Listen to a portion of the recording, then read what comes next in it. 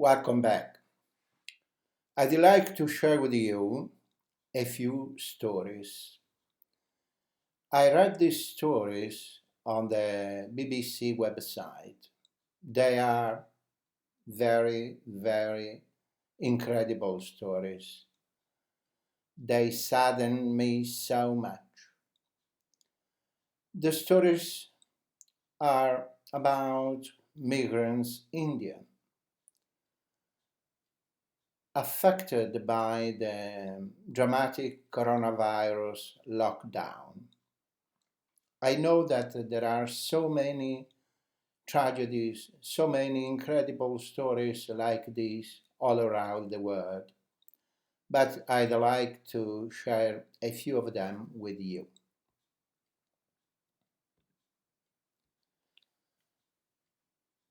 The Indian migrants dying to get home. Tens of thousands of daily wage migrant workers suddenly found themselves without jobs or a source of income when India announced a lockdown on 24th March. Overnight, the cities they had helped build and run seemed to have turned their backs on them. The trains and buses, which should have carried them home, suspended.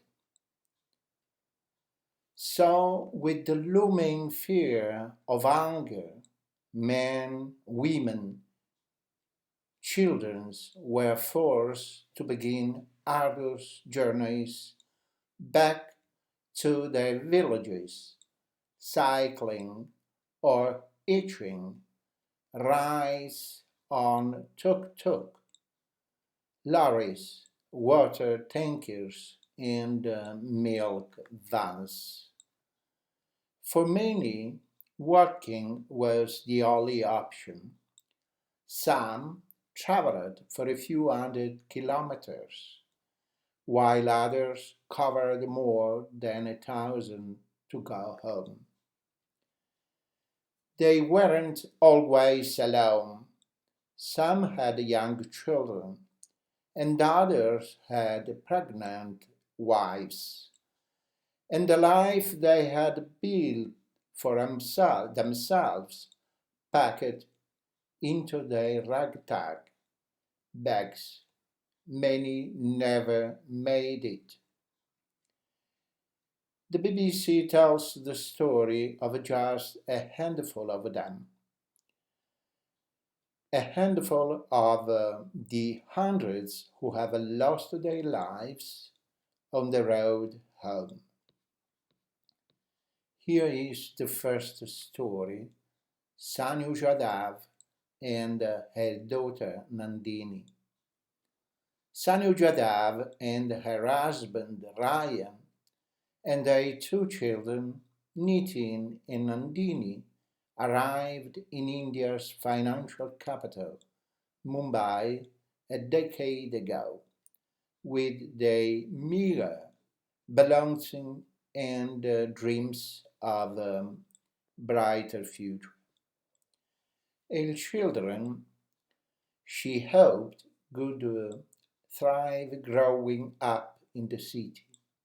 It was not like she didn't like the village life, Ryan explained. She just knew that Mumbai offered better opportunities for all of us.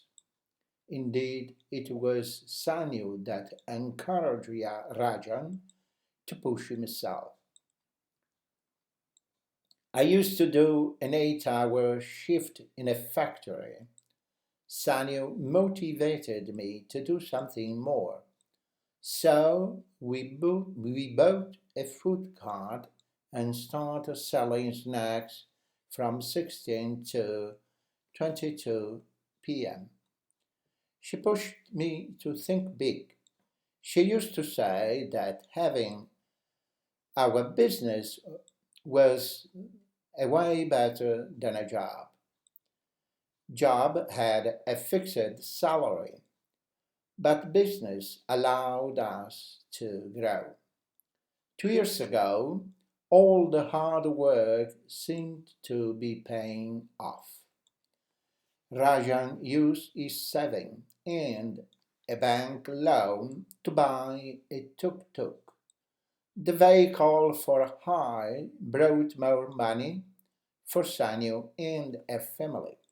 But then came the coronavirus.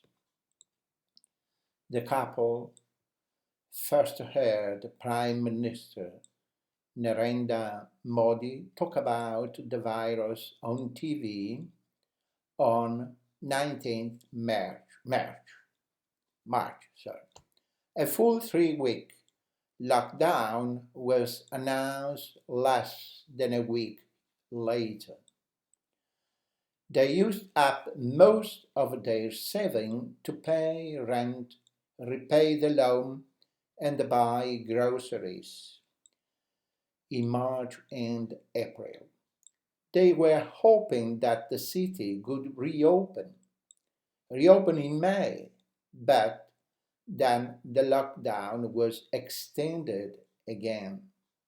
Out of money and options, they decided to go back to their village in Jaunpur district in Uttar Pradesh state. They applied for tickets on the special trains that were being run for migrants but had no luck for a week.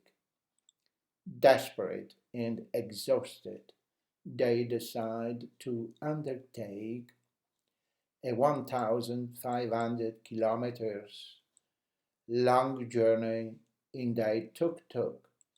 The family of four left Mumbai on 9th May. Ryan got to drive from 5th to 11th. He got to then rest during the day, and at 18, the family would be back on the road until 23 p.m. We ate whatever dry food we had packed and slept on the pavements. The prospect of being in the safety of our village kept us going, he says. But in the early hours of 12th May, just 200 kilometers from their village, a truck rammed into the tuk-tuk from behind. Sanyu and Nandini died on the spot.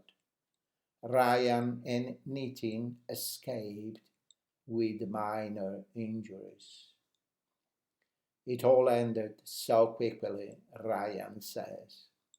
We were so close to our village.